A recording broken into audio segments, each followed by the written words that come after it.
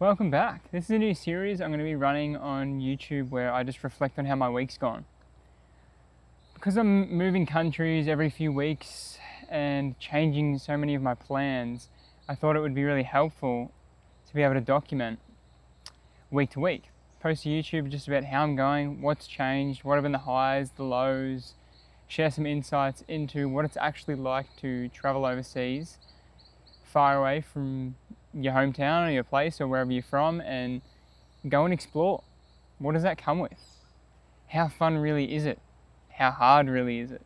All those kinds of things that sometimes you struggle to put into words or to be able to share. So for me, I'm sharing weekly reflections straight out of a book. So this is just me, whoever's watching, and my journal. So I've done some weekly reflections, and how I'm going to do it is, so I'm going to share weekly takeaways, what I got from the week that I've had, the lows that I've had, the weekly lows, the weekly highs, and what's next, where I'm looking at going next, because I haven't booked anything in advance. I only booked my plane ticket today for something I'm doing in 5 days. Haven't even booked the bus ticket and I'm leaving in about 3. So yeah, what comes with that is a lot of uncertainty, risk, and unknown. So I want to share with you my weekly reflections to share all that. Weekly takeaways: observing high and low feelings like clarity and overwhelm. Throughout the week, I've gone through a fair bit of different phases where you get hit with this really high of clarity, where things become very clear, certain thoughts through certain reflections and through seeing certain things and being disconnected from other places that you've lived at or been to when you're so isolated at times. You can get bursts of clarity. But the other side of that is the overwhelm that can come with so much clarity. And when you put in a lot of energy into the work that you're doing, into the clarity that you've had, if you don't choose to recover, you just get overwhelmed. It all becomes too much and you end up crashing and burning. So that's what's been happening with me throughout this week that I've noticed, is I get these big spurts of clarity and everything goes great. And then it takes about 3 days if I don't recover properly, if I don't move my body, if I don't meditate, just sit still and kick back and calm down every now and again. Those things end up catching up with me and I go through a big phase of burnout. That's tailed with like doubt, false beliefs, and all sorts of things. So the importance of all that is when you just observe that and you see what's happening and you reflect on it, I can see within myself, I'm not recovering properly, I'm not taking enough breaks, I've got my foot on the gas too hard, trying to solve so many problems at once with it, whatever it is that I'm doing. I have to take the foot off, actually recover, reset, rest properly, do other creative projects and tasks that I want to do, and to not always be trying to work. That's how I handle it. I become aware of it, I notice it, and then I build off that. The power of slowing down and reflecting on the progress that you've made. How easy is it to get sucked into not doing enough, or thinking that you're not doing enough, and how I handle it. So with that sort of corresponds with what I was just talking about, the power of slowing down. It's something I learned when I was in Nepal and I did a Vipassana meditation retreat where I sat in silence for 10 days and went through a meditation practice. It was full on. But what I got away from that is the power of actually being able to slow down and take your foot off the gas. What does that give you? It actually gives you more clarity. The chance to slow down and not always be going. How can you see things? This is what I learned from that, is how can I see things if I never actually slow down and take the time to look? And on the other side of that, it's like, well, what do I miss? What do I miss if I don't slow down? Do I actually miss opportunities that are better suited to me? Do I miss seeing things that I would have been able to see if I was to just take things a little bit slower? Is always sitting in the fast lane actually good for me? Is it beneficial? I don't think so. I think if you're always just going too quick, how do you slow down and reflect? As soon as you do that, you slow down, you pull back. You have the opportunity to pivot and take a different path, take a different course. That's how I handle it. Because it's easy to get sucked into that, am I doing enough? But when you observe that, and when you do look back, I can start to think about, well, okay, I've booked the next part of my trip. I've built out something that I wanted to build out within an animal. I've worked on other projects. I've done this, I've done that. I've gone and sightseed this place that I really wanted to see while I'm traveling. There's a lot more that actually happens than you give yourself credit for usually. But if you're so hard on yourself and you're so much of a go, go, go, and you never take your foot off the gas, you'll actually miss a lot of that. And the other side of that is you don't get to enjoy the process as much. You don't get to celebrate the wins. The wins are there to be celebrated. It's not something to just put on the back burner and say, I'm not there yet. Like, a lot of the time, I'm already living it. I'm already in the thing that I want to be doing to some degree. So don't get fooled into this, I haven't done enough. It's always about, what have I already done? What have I actually achieved? On the whole scope, what have I done to just get that little bit more in front? That's how I deal with it. And it's a practice. It's not something that just happens straight away. It's something you have to create awareness around it. You have to actually create something out of it and turn it into something you consistently do. So, yeah. Put a mosquito on the camera. Get out. By the way, how's the scenery? I'm just out in the jungle. I've got a seat with a piece of wood and a paint tin with my camera on to get the same height. I'm just using what I have. It's the most randomest thing, but it works. Learning how to become yourself. So a quote that I got sent to me was around consistency without evolution is just hum. To me, that means it's a flat line. If you were just consistent with something and you're like, yeah, I'm being really consistent. But again, you're not pulling back and reflecting on that. You're not evolving with what it is you're trying to do. What good is that? What, do you just get stuck there for 5 years if you're, yeah, no, I'm being consistent, I've been really consistent, but I haven't pulled back and reflected on what path I'm actually going down, or if it's one that even suits me anymore. You could have outgrown it months ago. For me, I've done that a few times. I've outgrown ways that I've tried to go. I've outgrown things that I wanted to do. If you don't reflect on that, what's the point in being consistent? It's confusing, right? So for me, it's been really important to last week. This is how it happened in my week is I realized with my content and the things that I was doing, just wasn't hitting the way I wanted to. I was having a trouble with not the creativity side of things, but the spark from when I get the creativity to being able to show that on camera. For some reason, there was some sort of block there with me trying to record it. I wasn't able to get it out how I wanted to. I was putting so much pressure on myself, rushing it, and focusing on how to create this perfect piece of content, which you do. You get sucked into it again. And if I didn't reflect on that, I would have just kept going and forcing myself to make things that didn't even feel like they were coming from a place I wanted them to come from. So consistency without evolution is just hum. It's just a flat line. Being able to be vulnerable, share and humiliate yourself is where I really grow. So trialing a thing and reflecting without judgment and being able to pivot. So the more I post things, this is my second YouTube video, right? It's not perfect, it's got imperfections, and that's exactly what I like about it. I'm in the jungle. Got my camera on a paint stool to get the same level height as me. The backdrop is just raw landscape. It's ridiculous. It's so messy. It's chaotic setup, really. As simple as it is, it's just ridiculous, but it works. So thinking about this is I'm willing to humiliate myself and be vulnerable by sharing how unperfect my setup is. Yeah, I've got the DJI, the good camera shooting 4K, but the way that I've set it up, there's no aesthetics to it. It's a mess. But being able to humiliate yourself, not in a way where, you're picking on yourself or anything, but you're able to face humility while walking the path you want to walk. This is something that I've really been leaning into this year, and it has given me so much growth that I don't even know what to do with.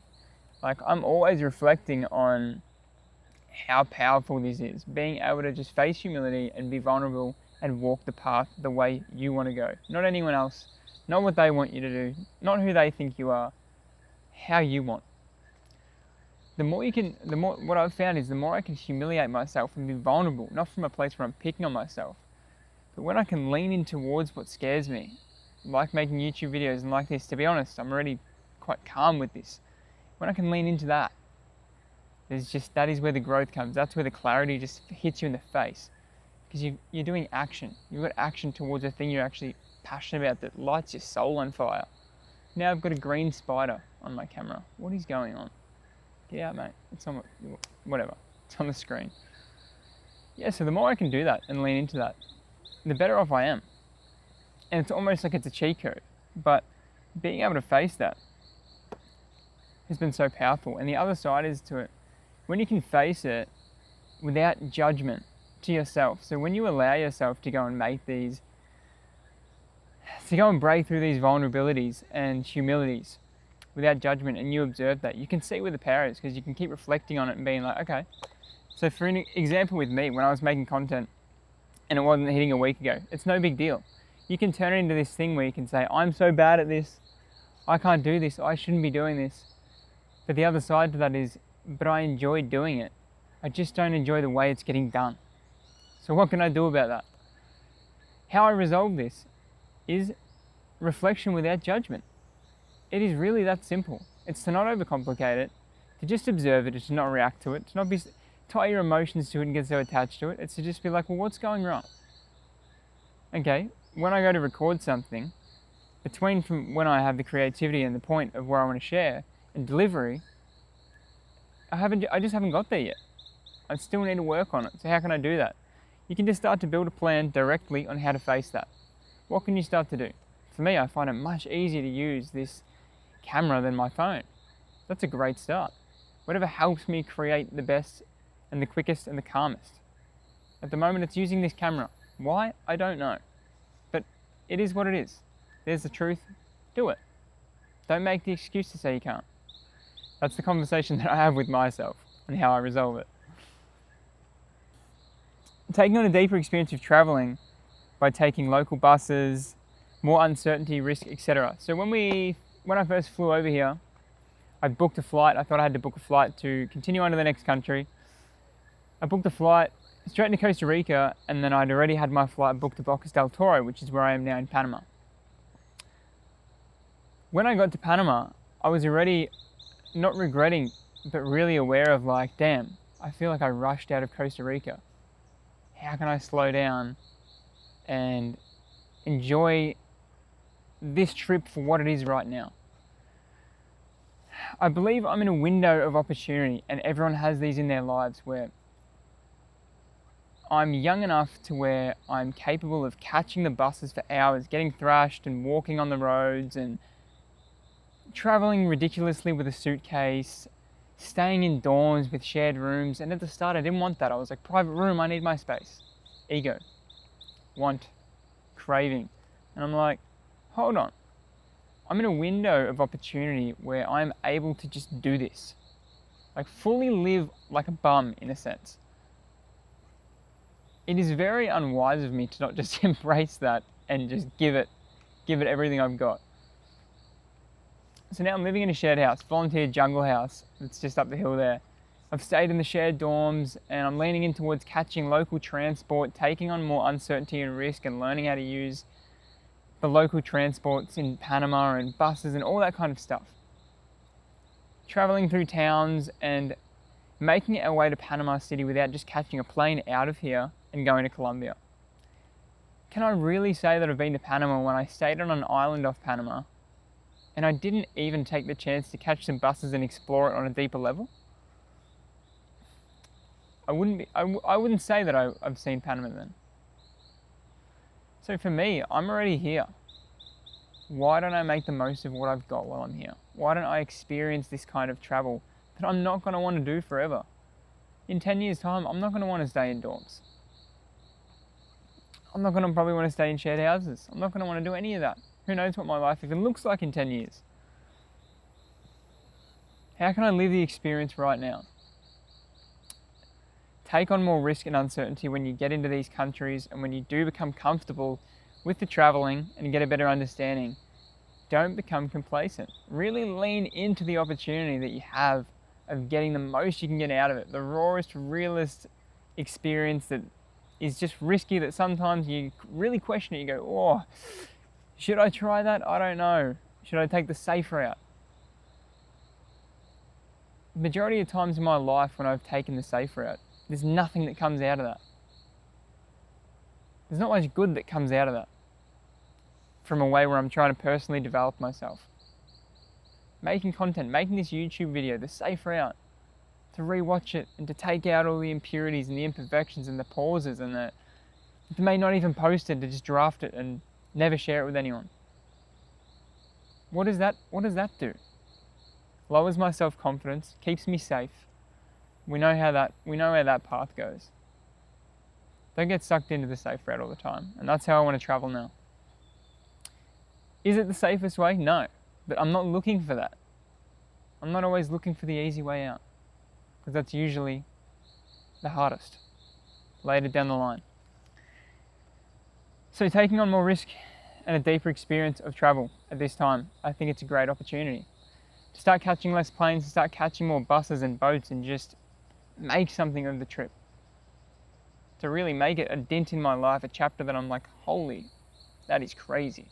That was insane. But I lived it. I got the direct experience. Something someone can never take away from you. So powerful. The weekly lows. So I'm going to share the weekly lows and how I actually got out of them. Burnout due to lack of recovery. We spoke about this earlier. And how I got out of that was the ability to be able to pull back and recognize and not say go, go, go. And to not judge myself, to ridicule myself. You're not good enough, you're not this. Back yourself with positive self-talk. Leaning towards gratitude. Thank you for showing up. Thank you to keep going. Thank you for working out. Thank you for recognizing. There's so many wins on the board. But it's a practice on how you learn to keep getting better at that. It doesn't just happen. It's something that I've been working on for years now. And I still miss it all the time. We're always so quick to jump on ourselves about how we didn't do a good enough job. The wins are always there. You just have to look out for them. Moments of overconsumption leading to procrastination and self-comparison. What a common one. Overconsumption. I'm not horrible with it. Used to be. A lot better at it now. But what that leads to, it always leads to a form of self-comparison. Where you start to look at people that are 10 years down the line from where you want to be. Or they've got things that you want, but they've worked on it. They've worked on it for years. And you go, oh, I haven't got that yet. What's the point? It's too late. It's saturated. It's this, it's that. I can't do it because X, Y, Z. It's outdated. That's not in anymore. All these reasons as to why we shouldn't do something. Ridiculous. Ridiculous. I believe you can do whatever you want. If you're game enough to stick it out. And yeah, I have to do the same thing. I haven't got all the things I want right now, but I know I have to just stick it out and to work for it. I know that it doesn't just happen. It's just started to rain. So that's how I fixed it. I observe, I pull back, and I realize, okay, I'm not my thoughts, but what's happening right now? I'm over-consuming. How do I get out of that? All right, maybe I need to meditate. Maybe I need to slow down. I go for a swim. I need to recover more. Because it dysregulates you. So you have to come back to practices that are simple, that can ground you very quickly. Poor organisation leading to overwhelm. So like I said, with the flights and with everything that I booked, I've been really poor with trying to organise all of that. So how do I fix that? I need to make more time for it. I wasn't making any time for it. I was trying to go, go, go, push, push, push, put it to the back of the file when it was always in the back of my mind until I actually worked the thing out. You have to create time for it. You have to give some sort of attention towards the way you want to go. That's simply just what I have to do. It's something I have to get better at. Not putting things that are actually somewhat important to the back of the pile. Like I can't just expect to get to Colombia and work it out on the day. It's a little bit unreasonable and unwise and just adds stress for no reason. Weekly highs. First YouTube. This is my second video now, but the fact that I made my first YouTube video, are you kidding me? That was like a long-term goal of mine that I was like, I didn't even know when I was going to get to. And then through my perspective shift of content, I was like, now's the perfect window. Do it when you don't feel ready. Do it when you don't feel qualified. Why not? You choose. So here we are. Fixed content block, we spoke about that, had a content block, fixed that through starting YouTube, reflecting on where I was going wrong, no creativity problem, but an execution and how I displayed that. Booked our next leg, so now we've booked to go from Bocas del Toro, island off Panama, bus trip through Panama, staying in the town next to an active volcano, and then the next town we're staying is, the town is inside an extinct volcano crater. Incredible. What a sight to see. Deep reflection providing clarity. So these pullback moments, these moments where you slow down and pull back, provide so much clarity. That's a big win. That's a weekly high. What's next? What's next in the journey? So we spoke about traveling through Panama, actually getting something out, being able to see Panama City, go over the Panama Canal, slow down and see these cool volcanic crater towns or whatever they are, go on a hike, go see a chocolate farm, make the most of where you're at, go and actually see the country. You know, there's so many people that go to Paris to take a photo in front of the Eiffel Tower. Oh, I went to Paris. Oh yeah, what's Paris like? What are the people like? What's this like? I don't know, we've just seen the big metal building that was the Eiffel Tower. It's like, immerse yourself in the country. Don't just go and see the surface level of it. What do you get from that? We booked our Colombian workaway opportunity. So we've got another volunteer opportunity coming up in Colombia. We're going to Santa Marta, which is right at the top of Colombia. I think it's got the highest mountain range closest to the sea in the world. So where the sea finishes, the mountain range is just straight up. They've got a really cool national park in there that's got beaches and stuff all the way through it. I've done some research. It looks sick. I'm keen to share that. And I'm really excited to go there. That was my number one place I wanted to go, and I nearly skipped it to just go to one place in Panama. In Colombia. But again, how can I say I've been to Colombia when I just fly in and go to one town? It's ridiculous. So now we slow down, we go to 2 or 3. So we got our next volunteer opportunity with an American couple that had bought property in the jungle in Colombia, near Santa Marta. What a cool experience. 2 or 3 weeks we're going to book in with them with. Then we need to decide whether to go to Ecuador or straight to Peru. That's our next leg after Colombia. We stop in 2 spots, work our way down. Then we work out, do we go to Ecuador or do we just go straight to Peru? That's what's coming up. How to get to the Amazon entry in Peru. So I'm booking and looking into, which is also shared here, an Amazon expedition where I camp out in the biggest rainforest in the world for a week. Where you just catch a boat and you go up and up and up, work your way up the Amazon. Crazy. For me, it's like bucket list. That's bucket list territory. Something that is just like, yes, it is an absolute yes. So I'm trying to figure out how to get there. I've been looking at ways where you can catch boats to get there, and I'm like, wow, suitcases, boats, do I fly? What do I do? I'm not sure. So they're all things that are coming up over the next month. That's a new series. I call it Weekly Reflections, where we share my weekly thoughts, the highs, the lows, and what's coming up next.